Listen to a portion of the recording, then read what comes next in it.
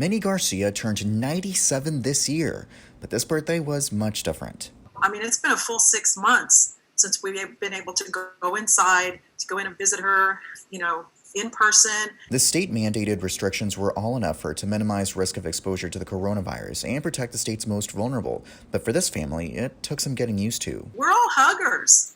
It's heartbreaking to not be able to be in there with her, sit next to her, hold her, touch her, hug her. But thanks to new guidance from Governor Greg Abbott, some families may soon be able to see their loved ones in person again. We are anxiously awaiting if you will, the rest of the story, which is what's in the rules that are going to guide the visitation. The new rules are set out to roll on the 24th. Residents can designate 2 essential family caregivers who will be trained on using personal protective equipment and other infection control measures. They must also test negative for the virus 2 weeks before their initial visit.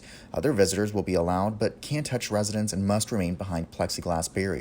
What is the expectation in terms of training of families, of the ongoing testing requirements, the specifications associated with the visits with plexiglass or the in-room visits? The new rules do say facilities will be charged with the training. After that, 1 caregiver will be allowed inside the facilities at a time. She's in great spirits and seems to be really taking it in stride to some extent. I mean, she was growing up during the Depression, and I think in her mind, she made it through that. She's made it this far. This is something else that we'll all get through. Ramona Teeter says she's still waiting on guidance from the facility where her mom lives, but she says she's more than willing to go through the necessary steps to see her mom in person again. In fact, I would be welcome the fact that they would be testing me regularly before I come in close contact with her, because at her age, she certainly is part of the most vulnerable. Minnie's 97th birthday may have been different,